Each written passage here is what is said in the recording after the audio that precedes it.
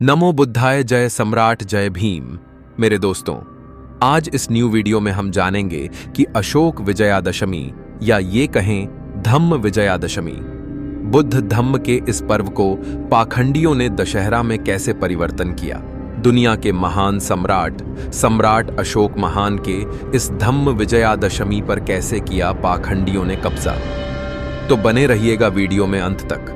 जब सम्राटों के सम्राट अशोक महान और कलिंगा के बीच भीषण युद्ध हुआ, जिस युद्ध में भीषण नरसंहार हुआ, जिस युद्ध की गूंज पूरे जम्बूद्वीप में फैल गई, कलिंगा के युद्ध में सम्राट अशोक महान के द्वारा 1,00,000 सैनिकों को मौत के घाट उतार दिया गया, जिसमें कलिंगा की पूरी तरह हार हो गई और सम्राट अशोक विजयी हो गए। उस युद्ध से सम्राट अशोक को उनके हृदय में गहरा आघात लगा और उन्होंने सोचा कि मैंने लाखों सैनिकों को मार दिया, क्या यही सच्ची विजय है। और कलिंगा के युद्ध के 10 दिन बाद सम्राट अशोक महान ने बुद्ध धम्म को अपना लिया और चल पड़े बुद्ध के बताए गए मार्ग पे। जिस दिन उन्होंने बुद्ध धम्म अपनाया, उसी दिन को अशोक विजयादशमी कहा जाता था और प्रत्येक वर्ष उस दिन धम्म विजयादशमी के रूप में इस त्योहार को पूरे भारतवासी, पूरे जम्बूद्वीपवासी धूमधाम से मनाते थे। उस समय बुद्ध धम्म चरम सीमा पर था और पूरे जम्बूद्वीप में सम्राट अशोक महान का डंका बजता था।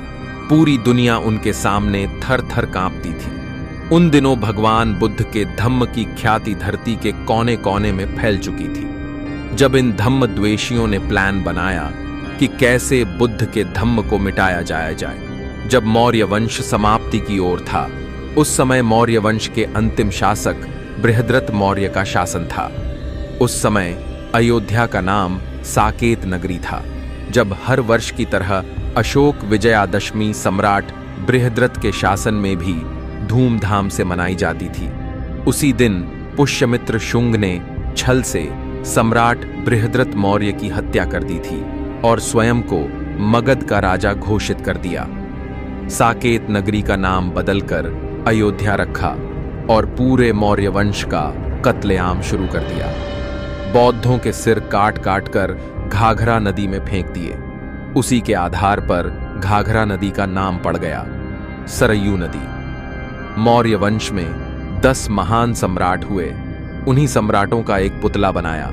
उस पुतले में 10 सिर लगाए और उसी पुतले को इन पाखंडियों ने जलाया, जिसको रावण दहन कहते हैं, और नारा लगाया 10 हारे, बाद में किया 10 हारा और बाद में सीधा दशहरा ही पाखंडियों ने बना दिया। इस तरह से पाखंडियों ने अशोक विजयादशमी को दशहरा में बदल दिया।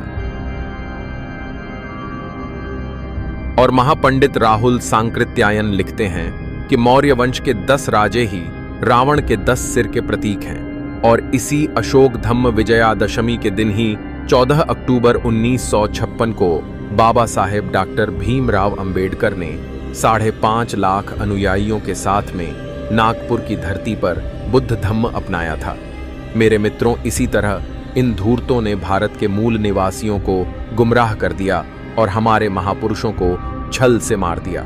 मेरे मित्रों, वीडियो को ज्यादा से ज्यादा शेयर करें और उन मूल निवासियों तक वीडियो को जरूर पहुंचाएं जो अब भी दशहरा मनाते हैं, रावण का दहन करते हैं और खुशी मनाते हैं।